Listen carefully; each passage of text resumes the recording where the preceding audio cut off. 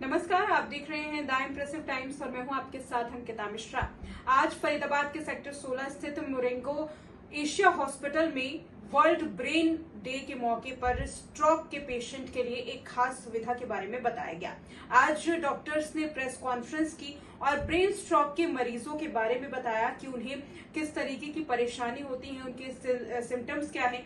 और फरीदाबाद में पहली बार मोरेंगो एशिया हॉस्पिटल लेकर के आ रहा है इन्हीं स्ट्रोक के मरीजों के लिए एक खास एम्बुलेंस, जिसमें एम्बुलेंस के अंदर ही जो प्राथमिक उपचार है वो किया जाएगा। डॉक्टर से सीधे तौर पर जो संपर्क है वो हो पाएगा सीसीटीवी कैमरा की मदद से, और साथ ही कई टेक्नोलॉजीज उसी एम्बुलेंस में फिट होंगी जिसके जरिए समय पर मरीज का इलाज हो सकेगा। और क्या कुछ कहा है न्यूरोलॉजी के एचओडी और clinical director doctor Kunal Behrani ने, सुनिए। और आज प्रेस वार्ता की है, क्या विशेष अवसर? मैं doctor Kunal Behrani, clinical director head of department Marengo Asia hospital Faridabad. आज जो 22 जुलाई है, that is a world brain day. World brain day हम हर साल मनाते हैं। उसका एक ही उद्देश्य होता है कि जो हमारी ब्रेन की कंडीशंस होती हैं, जो हमारी न्यूरोलॉजिकल प्रॉब्लम्स होती हैं, उससे हम अवगत करा सकें, उस पर हम लोग बता सकें कि वो क्या होती हैं, हम उसको कैसे प्रिवेंट कर सकते हैं। आज की डेट को हमने इसलिए चुना क्योंकि आज हमारे अपने कंट्री में स्ट्रोक के केसेस बहुत बढ़ चुके हैं, लकवे पैरालिसिस बहुत ज़्यादा नंबर्स हो चुके हैं। जैसे मैंने बताया, हर साल 15 लाख हम लोग पेशेंट्स देख रहे हैं स्ट्रोक के। हर चौथे मिनट में किसी न किसी को स्ट्रोक की वजह से उनकी जान जा रही है। हर 40 सेकंड में किसी न किसी को स्ट्रोक हो रहा है। तो आज के जो दौर है उसमें स्ट्रोक के नंबर्स इसलिए बढ़ चुके हैं बहुत ज़्यादा, बहुत से फैक्टर्स हैं इसके पीछे।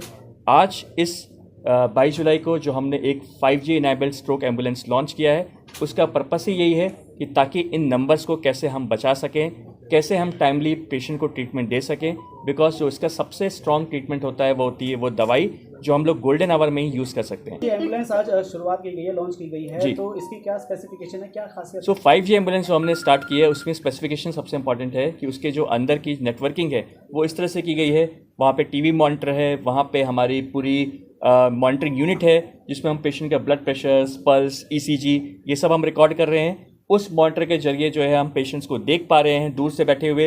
पेशेंट अगर हम एम्बुलेंस में हम वहाँ पे बैठ के, हम न्यूरोलॉजिस्ट यहाँ हॉस्पिटल में बैठ के पेशेंट को मॉनिटर कर पाते हैं, हम देख पाते हैं कि पेशेंट के सिम्टम्स क्या हैं, पेशेंट को कौन सी दवाइयाँ ऐसी चल रही थी, पेशेंट का ब्लड प्रेशर क्या है। ये जानना इसलिए ज़रूरी होता है ताकि पेशेंट जैसे ही हॉस्पिटल में आए इमरजेंसी में, विदाउट वेस्टिंग एनी टाइम, हम बिना टाइम वेस्ट किए पेशेंट को तुरंत हम स्कैन कराएं CT या MRI, और वहीं पे देखते हुए हम वो दवाई शुरू कर पाएँ। डॉक्टर कुणाल, रिकवरी के बारे में क्या विचार है कि जैसे कोई पेशेंट ऐसा आता है कि जिसको बहुत सीवियर उसका वो है, तो क्या ड्यूरेशन रहेगा उसका स्वस्थ होने का? जैसा मैंने बताया, स्ट्रोक के सिम्टम्स जो होते हैं वो सबसे इंपॉर्टेंट होते हैं कि स्ट्रोक की सीवियरिटी कितनी है।